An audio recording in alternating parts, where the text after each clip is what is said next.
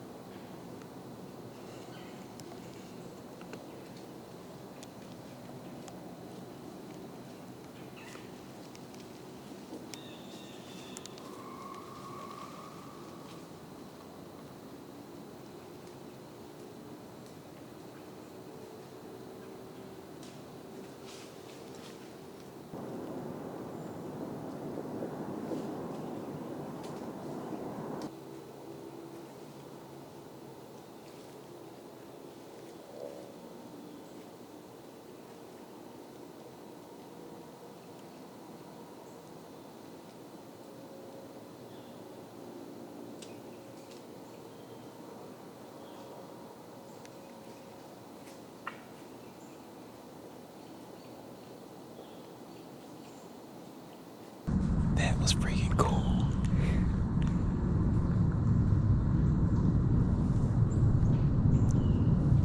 Just went right under my tree.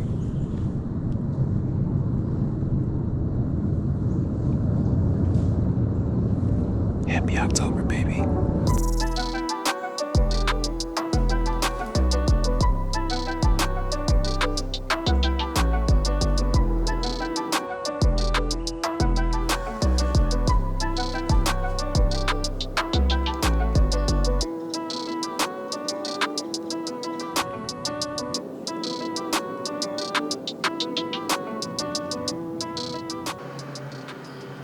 This is my first sit since putting Picasso down. Just been taking some time to work on that episode, handle some stuff around the house, and just get some stuff tied up. So I finally got all my stuff back together and ready to pursue number 2. I'm sitting in a spot that I think is going to be a really good spot, probably one of my best spots during the rut.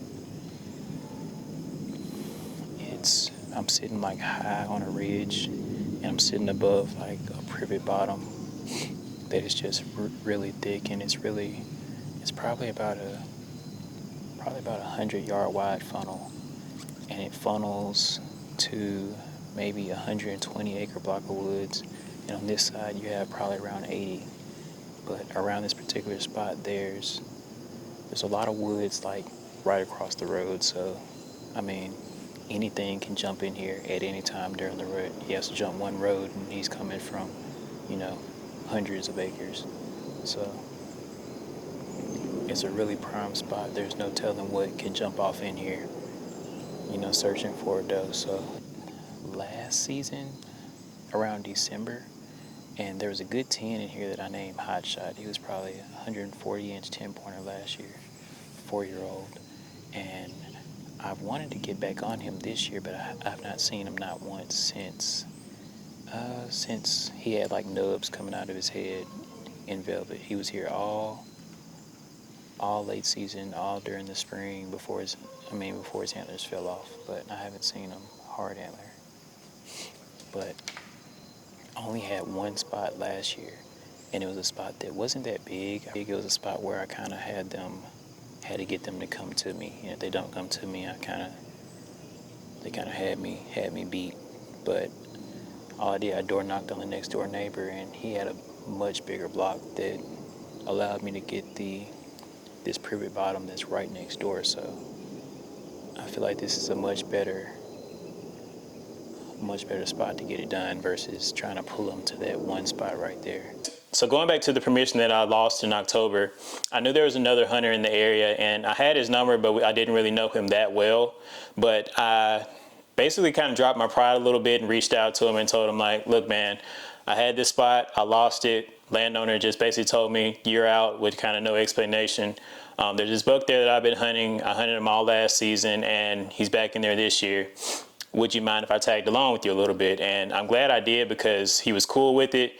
We hunted together several times, and we ended up being really, really cool. Now we've had some good debates and just conversations about deer hunting and just bouncing different strategies off each other. So it turned out really cool, and I really appreciate him for allowing me to get back on this buck. I have that tingly feeling that it could go down this morning, and I'm not gonna talk too much because I want to get quiet. So let's let the woods wake up.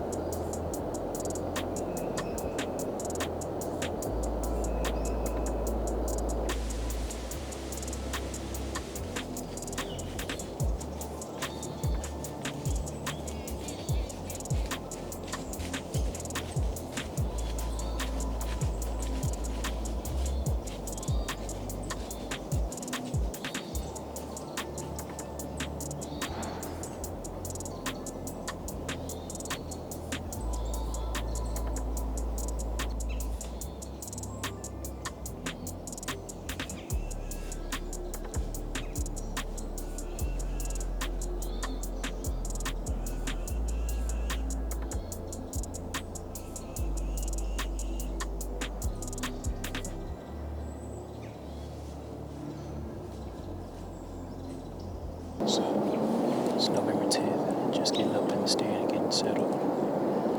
This is historically a pretty good day in the county that I'm hunting for rutting activity.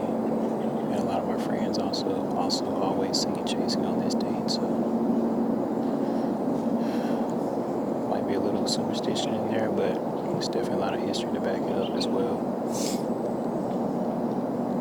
Sitting in a spot that there's a big 12 in here, a 10 with split brows, and it's a really good buck. Would definitely be a good number 2.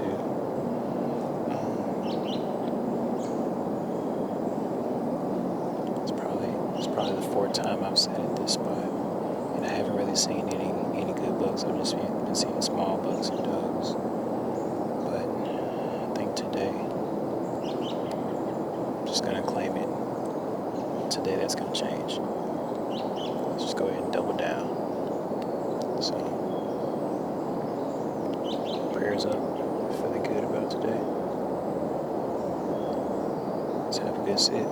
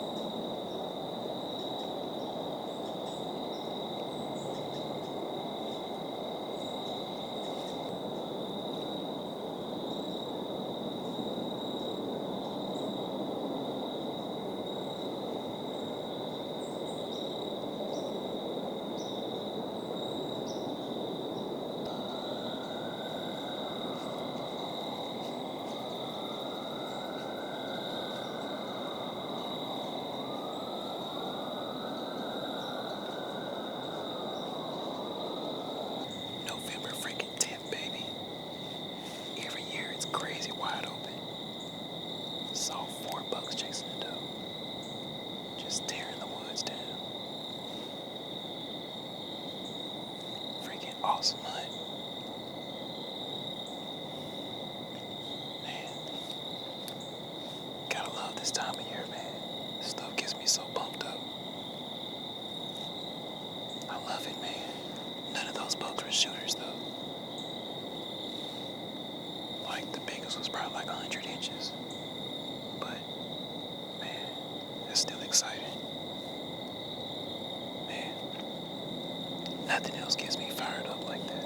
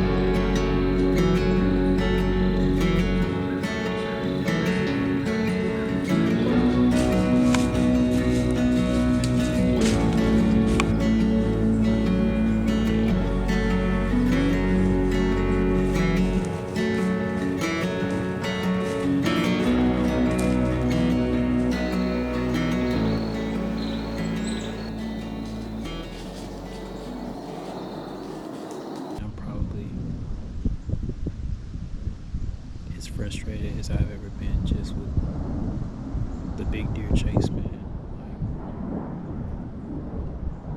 Like, I really have a passion for finding and hunting the biggest deer in my area, and man, it just seems like consistently it just hasn't been in the cards. Like, I've, found some great deer, some 30 class deer, but it's like, man, getting to that next level is just, it's been tough and it's been a grind, and I'm nowhere near satisfied. I don't know if I'm gonna have to switch it up, go get into some new areas with some new genetics. I don't know, but I definitely have to do something different, because man, the caliber of deer that I'm looking for, I'm just not seeing it. And I put so much effort and time into trying to find that. And when you fall short of that, man, it just eats me up, man. But enough of that sad stuff. I just had to be honest about it. On another note, it's from beginning to end, I give it my all, man. It's not over yet by far. Going into late season, got some more curveballs that I want to throw. Got some permissions I want to knock on. So it ain't over till it's over, baby. They know that. Oh my God, I just got permission to hunt what I think is like the holy grail in my area. And just long shot, just stood outside a gate and basically flagged somebody down. And I just came back to check back in. And he said I'm good. He gave me the go. I'm about to take my written permission up there and get him to sign it. Man, freaking December. And this is the breakthrough that I think I've been looking for. He said he was going to speak with you, that you were his sister. And I was like, okay, that's more than I can ask for. You know what I mean? Just an opportunity. So it was nice to meet you. And I appreciate you. And like I said, this will be, I see it's on here through January, the end of the season. Finally got a development. The spot that I landed probably a couple weeks ago that I was dead set on being the money permission to find a giant. Just to kind of rewind some, the very first day I stepped foot on the property and got the permission, the guy signed my papers, and then he wanted to kind of show me the property lines because he was telling me that the apps weren't exact and he had recently had his survey and he wanted to show me the markers. So he was walking me around, I was walking behind him, and as soon as we stepped into the wood line, a giant buck stepped up. And I knew it was pretty big, and I put cameras out and hung stands because I was like, that's 100% a target deer. And after a while, like I didn't see him, and there was another like mature buck in there that had shed his antlers, and I was like, man, is that him? Like, is that really my luck that he shed it like 3 days after I saw him? This is definitely the deer that I'm going to spend the remainder of my season focusing on. There's one other deer that's probably mid 40s that's an awesome deer too, but man, this deer just trumps him. Like, maybe if that deer gets consistent, I might try on him again, but this is definitely the deer I want to focus on and go out focusing on.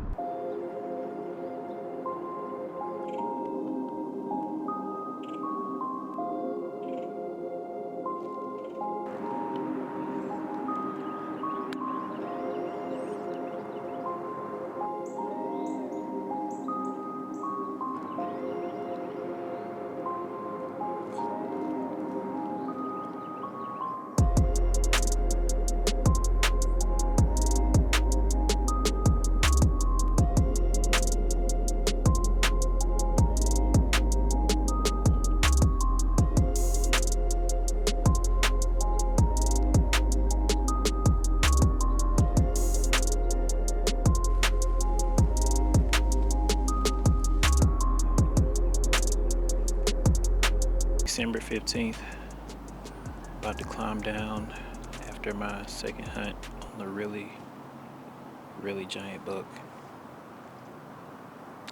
Decided to name him Showtime, and I'm really playing it very carefully, hence why I probably had the permission for about a week and a half, and this is only my second hunt for this deer. I've only hunted when the wind is perfect from where I believe he's living, and I haven't walked anywhere deep inside of the wood line. I'm probably running about 5 cameras on this place, and I got my first trail cam picture of him about 3 days ago, and he came through with 2 other smaller bucks, and I kind of feel like it may have been doe related because I saw a doe on camera, and then he walked through like a 120 class buck walkthrough and then a spike walkthrough. And that was my first time seeing him on camera. Gonna keep playing it smart on this deer. And hopefully it gives me an opportunity. Because that's all I can ask for. I'm really confident if he gives me a shot, close the deal.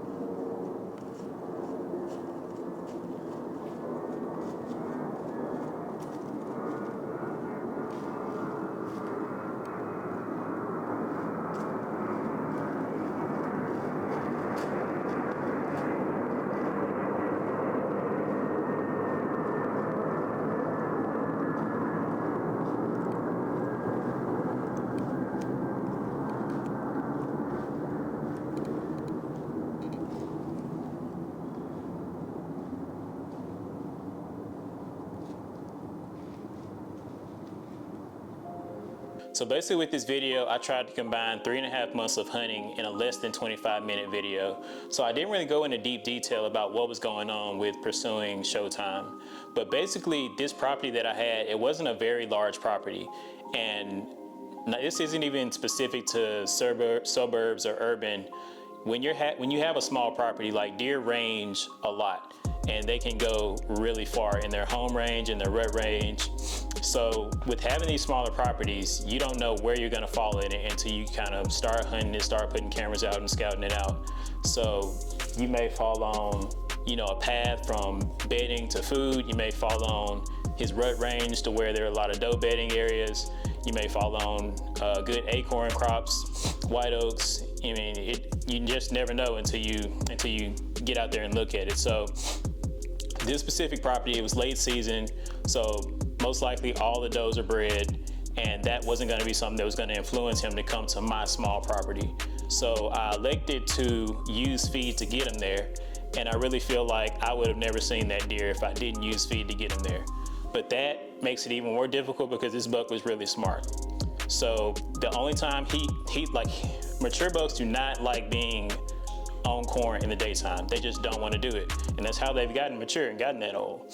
And also the one time that this buck daylighted was in January, and he did it on a day that I specifically did not hunt because my wind was blowing directly to where he would approach my stand. And I was actually hunting the 12 at the other spot, and then I saw it come through to my phone and he was there, and I was just like, I wasn't even surprised because on that very day, like I said, it was blowing directly to where he could check all his boxes and know that where humans usually address that area, like he knew that no one was there and knew it was safe.